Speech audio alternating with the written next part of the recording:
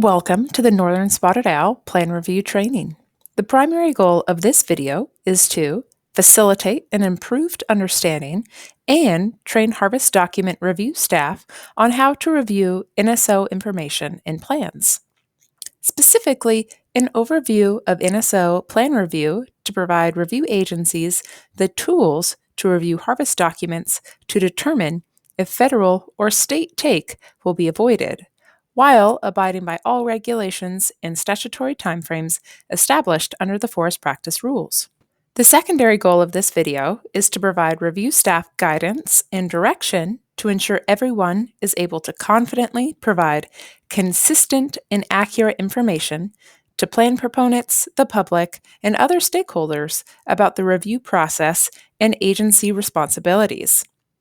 This video will not delve into individual plan review specifics, but rather will give a higher level overview in order to clearly lay out review expectations. This training was developed over the course of many weeks through close collaboration between high-level CAL FIRE, CDFW, and U.S. Fish and Wildlife Service staff. All information communicated in this video has been vetted and approved. If you have questions or concerns with content, please write down notes as you watch the video and route your concerns up your organizational chain of command for review. If necessary, the training cadre will issue emails to address any relevant concerns. The Forest Practice Act was created by the state's legislature, and the Forest Practice Rules are created by the State Board of Forestry. They are collectively known as the Forest Practice Rules and are enforced by CAL FIRE. The options for NSO take avoidance are defined in the Forest Practice Rules. All rule references for this video are from the 2021 Forest Practice Rules. For simplicity, this video will refer to all NSO rules as 919, though both 919 and 939 apply. Before we discuss specific take avoidance tactics and how to review each option, let's go over a few overview items. What is take? Take is defined in the Forest Practice Rules. For the purposes of this training, as it relates to CAL FIRE NSO take avoidance determinations, we will utilize the federal definition, which supersedes the CISA take definition by including harm and harass. Take, as defined by the Federal Endangered Species Act, means to harass, harm, pursue, hunt, shoot, wound, kill, trap, capture, or collect, or to attempt to engage in any such conduct. CDFW enforces the California Endangered Species Act. Again, the state definition omits harm and harass. As discussed earlier, the Forest Practice Rules define the options for NSO take avoidance. The information is located under Section 919.9. Please note, while it is not necessary to demonstrate take avoidance for exemptions in emergency notices, federal and state law still applies to these non-discretionary harvest documents. Take cannot occur under any harvest document type unless an incidental take permit has been issued. 919.9 Northern Spotted Owl.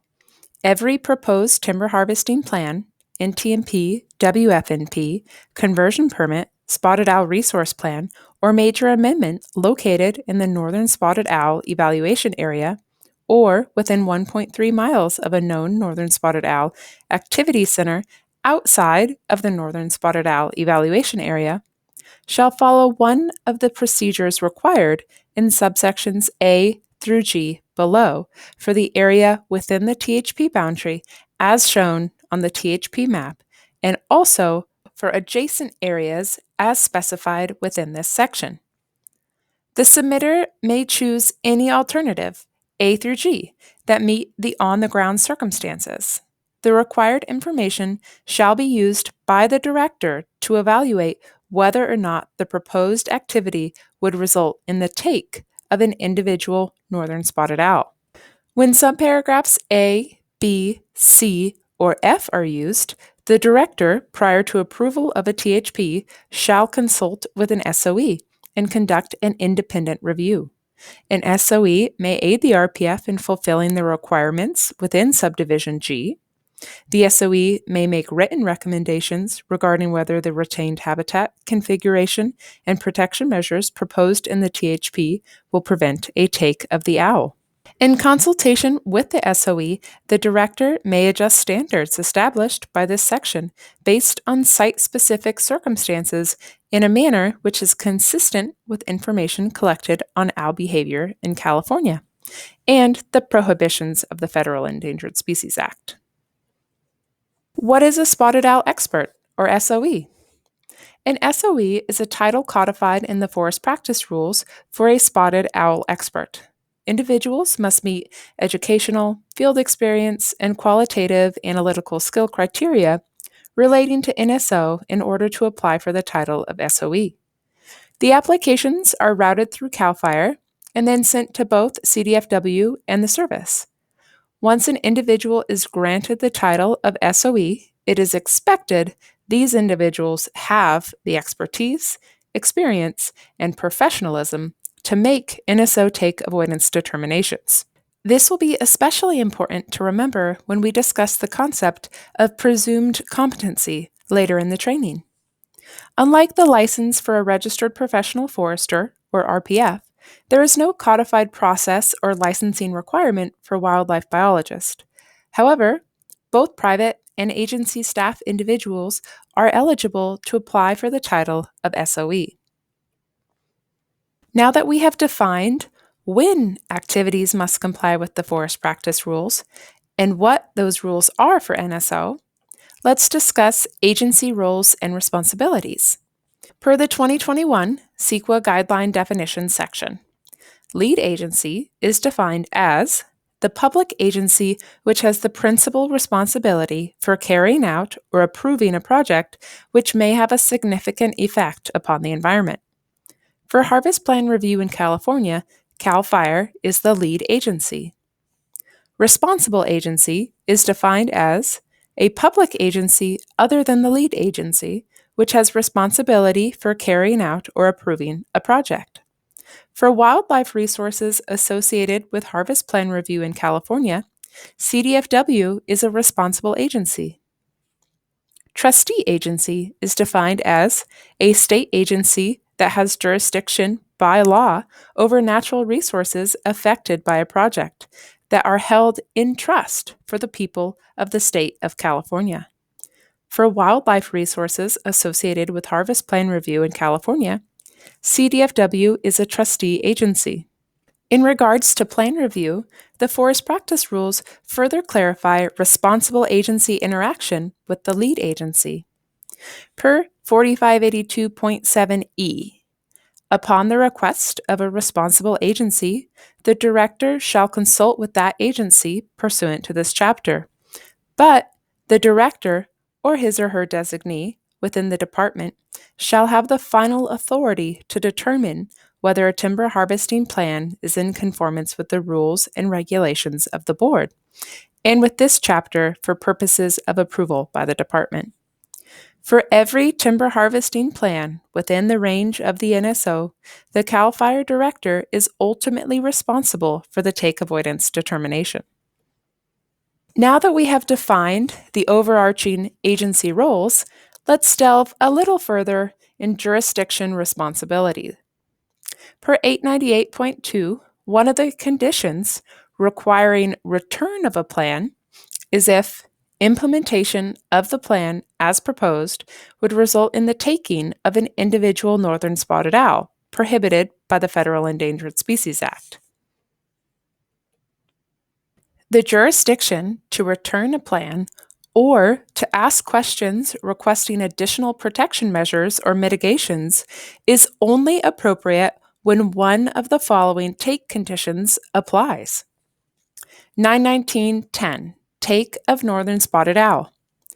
The Director shall apply the following criteria to the information provided by the plan submitter and obtained during the review period to make a finding as to whether the timber operations, as proposed, will take an individual northern spotted owl. A. The Director shall determine that the proposed habitat modification would result in harm to an individual spotted owl if any of the following conditions exist. 1. Feeding habits would be significantly impaired because prey base or ability to catch prey would be adversely altered. 2. Breeding success would be significantly impaired because of a reduction in surrounding owl habitat before the young have had an opportunity to successfully disperse from their nesting site. 3. Nesting behavior would be significantly impaired because the nest site or adjoining area up to 500 feet from the nest site would be adversely altered. Or 4. Sheltering, which includes roosting, feeding, and nesting, would be significantly impaired because the ability to escape predators, survive severe weather, or find appropriate microclimates would be adversely altered. B. The director shall determine that an individual northern spotted owl would be harassed by the proposed timber operations if there is a likelihood that any of the following conditions exist. 1. Feeding habits would be significantly disrupted because the prey base or the ability to catch prey would be impaired. 2. Breeding success would be significantly disrupted. 3.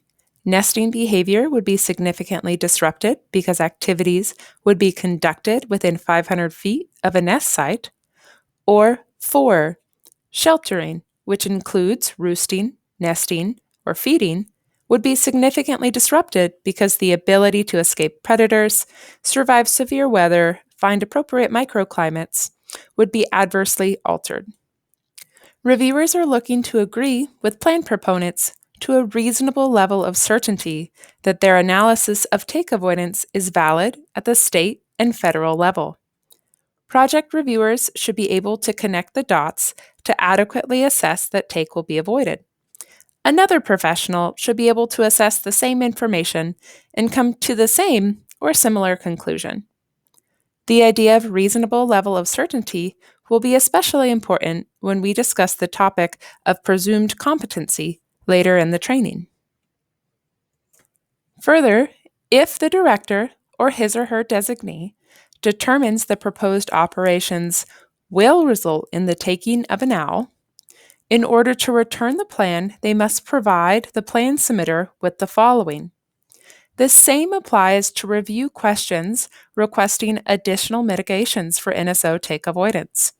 The reviewer must go through steps 1 through 3 as described below anytime they come to a different conclusion than what the plan proponent indicates concerning NSO take avoidance.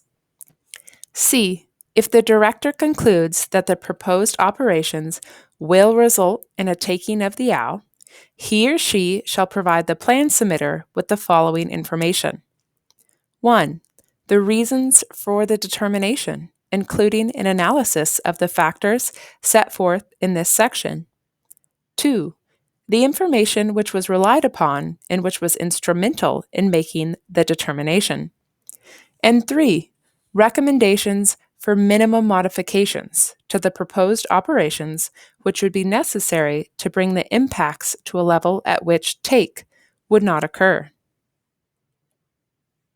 With any type of harvest document review, including the specifics of NSO review, it is important to remember that the review of information does not occur in a vacuum. RPFs, SOEs, fellow review staff, biological experts, and many more individuals can be thought of as team members, working together to ensure take of NSO is avoided. Though the director is ultimately responsible for all NSO take avoidance determinations, the interaction and partnership between CAL FIRE and CDFW review team staff ensure a high level of biological expertise is available for every plan review process. An important foundation concept to address is that of presumed competency. The THP review process is built upon the fundamental presumption that a plan filed by CAL FIRE is accurate, complete, and in proper order, and that the individuals who prepared the plan are competent to submit the work product to CAL FIRE. Without this base assumption, the review of THPs would take as long or perhaps longer than the THP took to be developed. Such a process, taking months or years for agency staff to complete, is entirely contrary to the intent of the Forest Practice Act and rules. Instead, the THP and the work completed by the RPF is presumed to be correct, unless information casts doubt on that assessment. Administrative and field review of plans is designed to validate the information provided by the RPF, to the extent feasible, within the time constraints provided in the Act and rules. Meaning, the expectation is that plan proponents are experts in their field. There is no need to reevaluate every single decision point in data entry line. If the plan states there were no positive detections, this is presumed to match the data, and there is no need for reviewers to go through every single survey data point and ask for clarification. Review should entail a basic level of information validation, not an exhaustive review of all aspects utilized for the take avoidance determination. However, if inconsistencies are found during the initial assessment of the take avoidance determination, a more detailed review may be necessary. Again, reviewers are looking to agree with plan proponents to a reasonable level of certainty that their analysis of take avoidance is valid. Other team members to rely upon include other review staff and agency SOEs. There is no easy magic formula for NSO review. Each plan, each OWL, each circumstance requires analysis and professional judgment. Review agencies rely on each other to utilize the full breadth of employees' experience and expertise to ensure take of NSO is avoided. It can be expected that when there are many experts involved, and oftentimes complicated review of NSO take avoidance determinations, that there may be some differing professional opinions. This is a healthy sign of employees being passionate and dedicated to their jobs. CDFW and CAL FIRE leadership staff have recently released a memo explicitly describing how to deal with these differences such that they get routed to the appropriate supervisory level in a timely fashion for resolution, such that all statutory review timeframes are adhered to. To ensure consistency in the resolution of outstanding questions and concerns related to biological data and species protection measures within the timber harvesting plan review process, the following communications protocol was agreed upon by CAL FIRE and CDFW staff. 1. During the plan review process, CAL FIRE and CDFW staff should first seek mutual resolution of questions and concerns related to biological data and species protection measures. For example, this could include an informal phone call between reviewers to discuss their views on why a submitted take avoidance determination is or isn't valid and what information they are relying on to come to their conclusion. 2. Unresolved questions and concerns developed during plan review by CDFW or CAL FIRE review team staff are to be elevated to both the CAL FIRE Regional Forester II Review Team Chair and the CDFW Senior Environmental Scientist Supervisory for discussion. For example, if during the informal phone call no agreement could be met, then the question or circumstance will be brought to the attention of the supervisory individuals. These individuals will look at the question and determine how to proceed. If both parties agree to a viewpoint or determination, then that will be what is reflected in any review team recommendation. 3. Any remaining questions or concerns will be elevated to the Environmental Program Manager in the CAL FIRE Regional Forester III Review Team Manager for review. These individuals will look at the question and determine how to proceed. If both parties agree to a viewpoint or determination, then that will be what is reflected in any review team recommendation. If, at this juncture, biological data or species protection information is needed from a federal agency to reach resolution for an unresolved question or concern, or to complete species information review in a plan, the CAL FIRE Regional Forester III Review Team Manager or their designee will request the information from the federal agency field office supervisor or designee. We now all have a firm understanding of our responsibilities and authority to review harvest plans. Let's delve into the different options to propose take avoidance, as well as take in the forest practice rules. Utilizing one of the codified take avoidance options, or take option, in the forest practice rules is the only way to propose discretionary timber harvesting activities within the range of the NSO.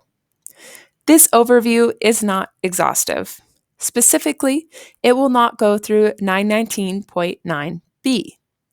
The rules associated with B have not changed, and technically, this take avoidance measure is still available for project proponents. However, biological information related to the NSO since this rule was approved has changed significantly. Information on habitat characteristics related to NSO usage have improved since the early adoption of the NSO regulations through numerous research projects. The service has indicated that the definitions of functional nesting, roosting, and foraging habitat, as found in 895.1, may not be sufficient to avoid take of the NSO. While the regulation is still valid, it is suggested to project proponents to utilize other take avoidance strategies listed under 919.9. If you are interested and want to know more about 919.9b, please review the rule section thoroughly before providing information or guidance to interested parties. Additionally, 919.9a and f have been lumped together for simplicity. 919.9a utilizes a spotted owl resource plan, prepared in coordination with an SOE to avoid take. Review the SORP document to determine what practices are outlined, and use the SORP as a master document with individual plans tiered off of the document. SORPs utilize site-specific data to make biologically driven take avoidance determinations. For example, some SORPs may utilize differing habitat definitions based upon what the collected data has indicated the NSO in that particular area are using for nesting or foraging activities. Be sure to thoroughly review the SORP document prior to reviewing an individual harvest plan take avoidance determination. Please note, a SOMP is not codified in the forest practice rules and is handled through the service, and is considered technical assistance and falls under 919.9e. 919.9f is essentially utilizing an existing SORP with minor modifications by an SOE. When reviewing these proposals, review the original SORP and then review the modified proposal and reasoning for change to determine if you agree with plan proponents to a reasonable level of certainty that their analysis of take avoidance is valid.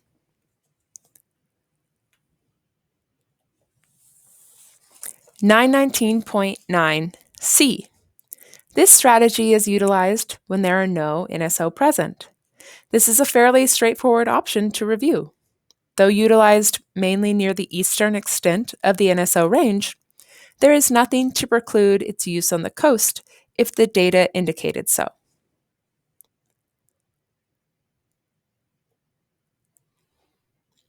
919.9e. This is the rule section specifying technical assistance from the U.S. Fish and Wildlife Service.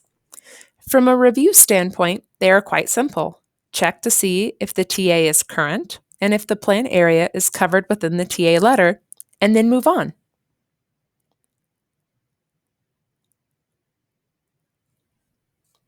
(919.9g). Per 2011 CAL FIRE memo, take avoidance strategies that propose the use of 919.9g must meet the requirements of 895.1 and 919.9g, but are not required to meet the habitat currently recommended service standards for AC protection and post-harvest habitat retention. However, Since the service has indicated that use of 919.9G may not avoid take of NSO, CAL FIRE may need additional information, which under CEQA substantive standards demonstrates why the proposed site-specific protection measures and the level and configuration of post-harvest habitat retention avoids take of the NSO. Essentially, 919.9G by itself may not be appropriate in all circumstances. The service has determined the habitat definitions and protection measures may not be sufficient. Though some shortcomings have been identified, 919.9G is still a codified rule. Plan proponents are able to utilize the G option so long as they address the concerns specified by the service. The most common way to accomplish this is for plan proponents to utilize attachments A or B guidance related to habitat definitions, minimum retention, and seasonal noise buffers as a baseline if no additional site-specific information to justify a different practice is available. Those are all the options to demonstrate take avoidance. As you can tell, there are numerous options and routes to get to the same end goal. For identical projects, differing plan proponents may propose radically different take avoidance strategies. If there is enough information to ensure a reasonable level of certainty in the avoidance of take, then the option should be approved. Likewise, if there is not enough information to support a reasonable level of take avoidance certainty, follow the review process described in the overview section of this video. Remember, reviewers are not there to provide an opinion. They are there to use the information provided to make a take avoidance determination based on accurate survey and project history. Now, let's discuss what actions must be undertaken in order to propose take of NSO and what review staff should look for. 919.9D, NSO take. From a review perspective, this is a simple option to review. Either the proper permits are in place or they aren't. We now should have a complete understanding of both the overarching jurisdiction and guidance, which grants us the authority to review plans for NSO, as well as an understanding of what the different NSO take avoidance and take strategies are and the requirements of each. Now let's go through a few points of clarification concerning NSO take avoidance strategies and review, then look at some of the resources available to you to assist you in doing your job. Point of clarification number 1, Activity Center. Activity Center is defined in the Forest Practice Rules under 895.1. There may be multiple activity centers within an NSO home range, but some may require more or less protection on an annual basis as stated in the attachment guidance. CNDDB is the best universally available tool for NSO data. However, it is neither a complete list of data nor a fully accurate database. Rarely is negative survey data submitted, and many of the older AC locations in the database originated as quarter section centroids. It is important to utilize the totality of the narrative to provide a biologically sound decision. Some old ACs are very important, some not, and the review of the data supports the biological decision as to whether to afford these sites protection or not. An important and underutilized rule section is the 895.1 definition of unoccupied activity center.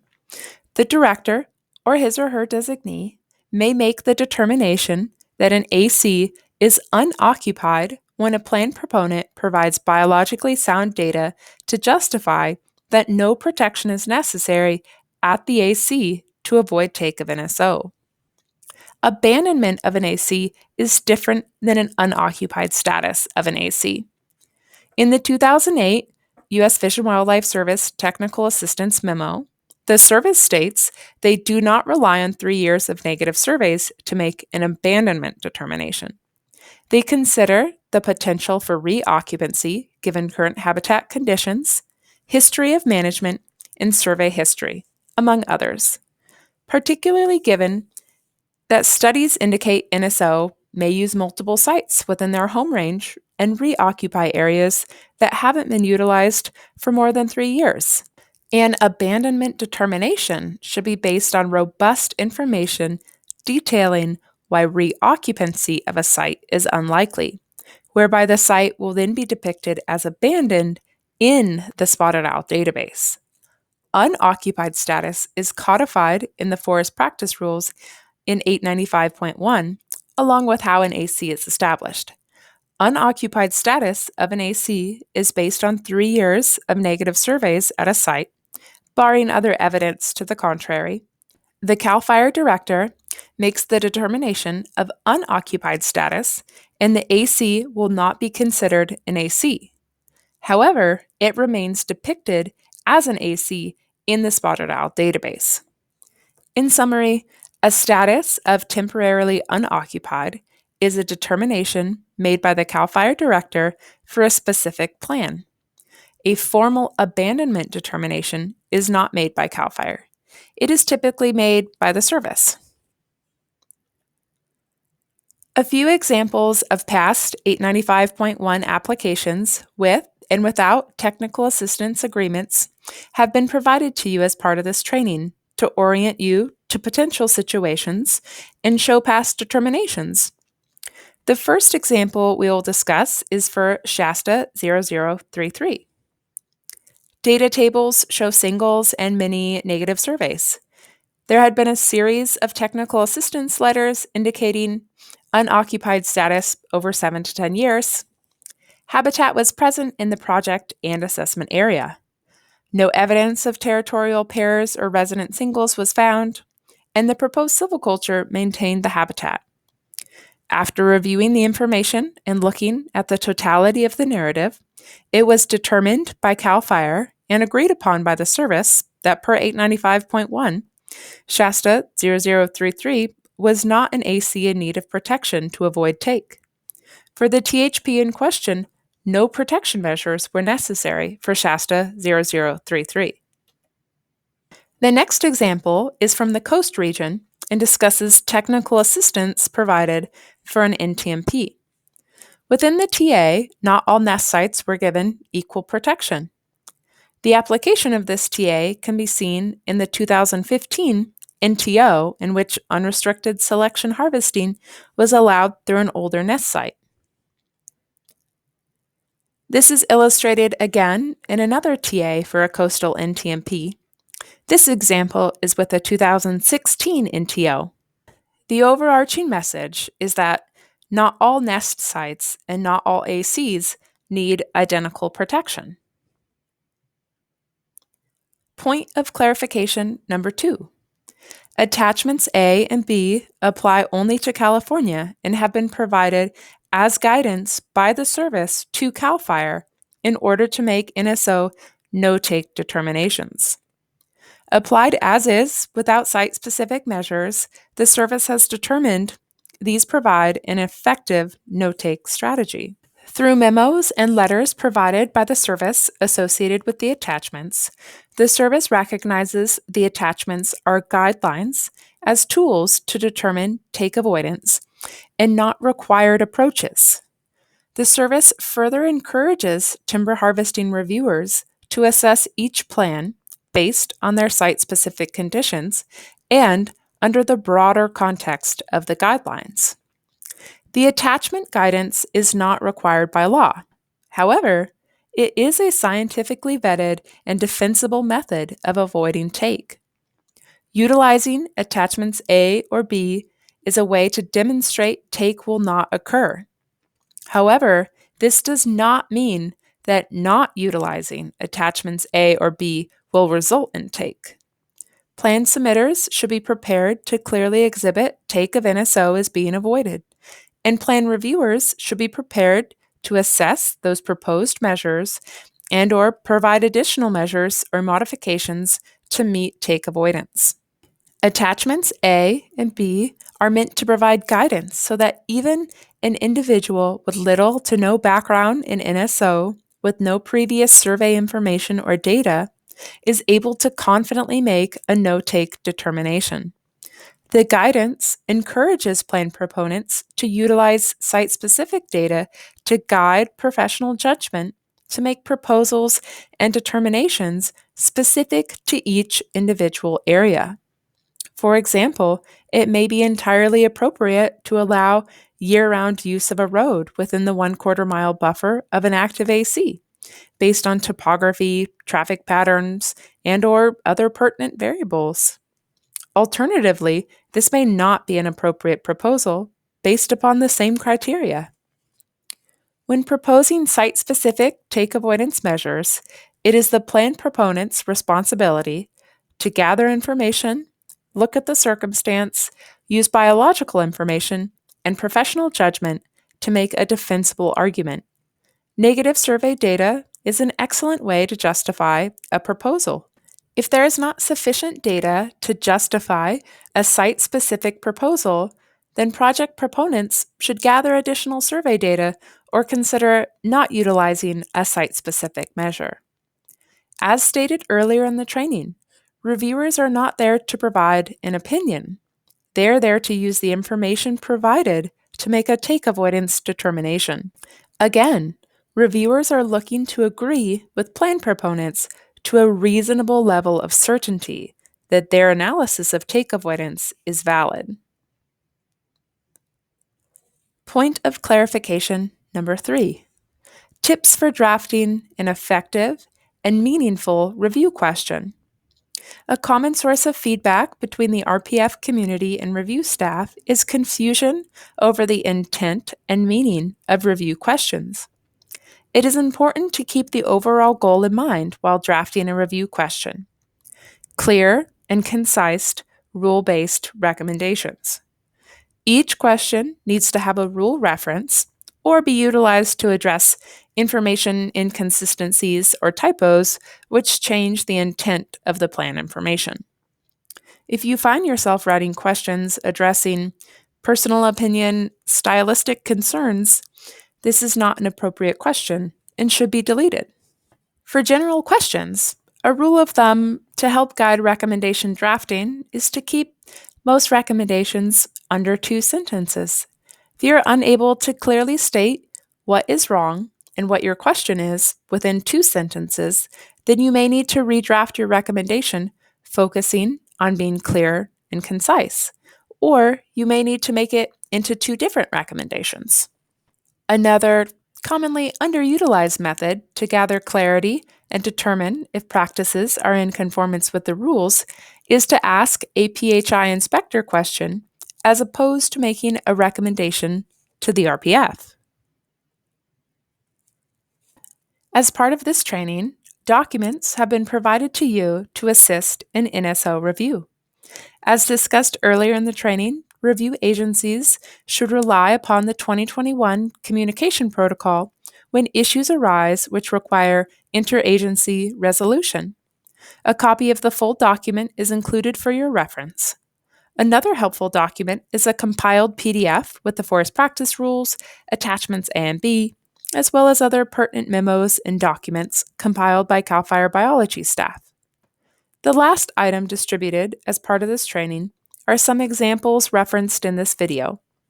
Example language from a THP describing a usage of 919.9G and handouts with the survey and location information for the referenced temporarily unoccupied AC examples. Thank you for spending the time to learn and/or refresh your knowledge concerning NSO plan review. This training provides an overview of the process, responsibilities, and basic review guidelines. It should empower you to confidently provide consistent and accurate NSO review.